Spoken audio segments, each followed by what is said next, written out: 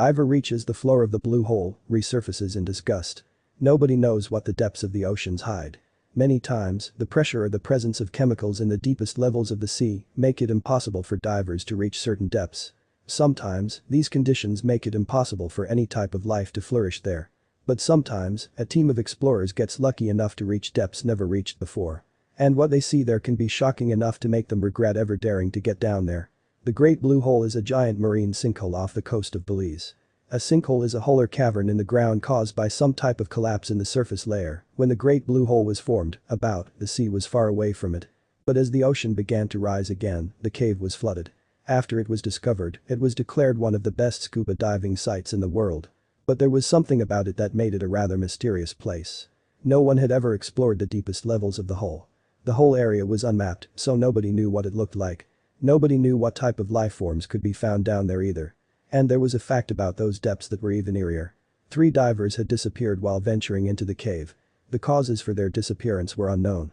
But recently, one team of explorers decided to find out what could there be in the deepest levels of the cave.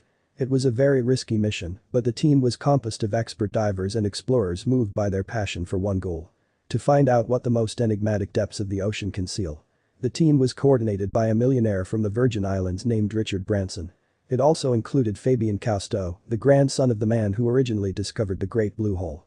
Fabien was moved not only by scientific curiosity, he also felt like reaching the depths of the Blue Hole and coming back with new findings would be the greatest homage he could pay to his grandfather.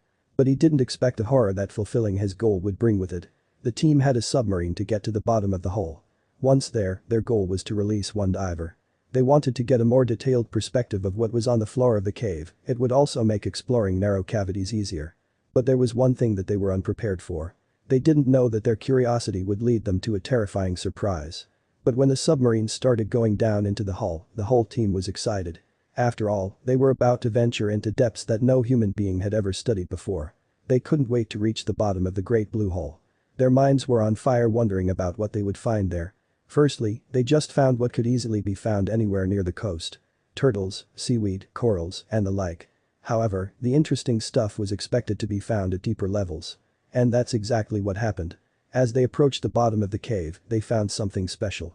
Something that they knew would be a groundbreaking and unprecedented discovery. Near the very bottom of the hole there was a big layer of toxic gas, hydrogen sulfide, to be specific. The presence of this gas in such abundance could only mean one thing. The bottom of the hole was completely devoid of oxygen. And that meant that it couldn't host any life at all. But one diver was released from the submarine to explore around. And what he reported when he came back was even more puzzling. He discovered some strange trails on the floor of the cave, beyond the layer of hydrogen sulfide. They seemed to have been made by some sort of living form. After seeing the photographs taken by the diver, the team had to agree that they indeed seemed like that. This left the expedition team absolutely astonished. But that wasn't all. There was one more discovery reported by the diver, and it was a rather eerie one. He had found one GoPro and some diving equipment in one of the cavities of the floor. And after wandering around for a while, he had found something else. 2 dead human bodies, probably 2 of the 3 divers that had disappeared in the hole. But what happened to the third one? We may never know. The third body wasn't found at all, and it's unlikely that there will ever be any similar expedition in the future. The place is too dangerous for a diver to explore by himself. All future research will probably have to be conducted from a submarine. However, there were a few more interesting discoveries made by the team. They discovered a type of stalactites never seen before on the bottom of the cave. They were a clue that the cave was even older than originally thought. They also discovered many other geological particularities that might bring some light on how and when the cave was formed. The question of whether it had at some point hosted any form of life, however, remains unanswered. The mysterious tracks found on the floor of the hole also remain an enigma. There were these odd tracks, crisscrossing circles right around the center of the hole, with no indication of what had made them, said one member of the exploration. What about the bodies of the divers, though? Well, the exploration team informed the government of Belize of their discovery. Mostly it was quiet and dark down there.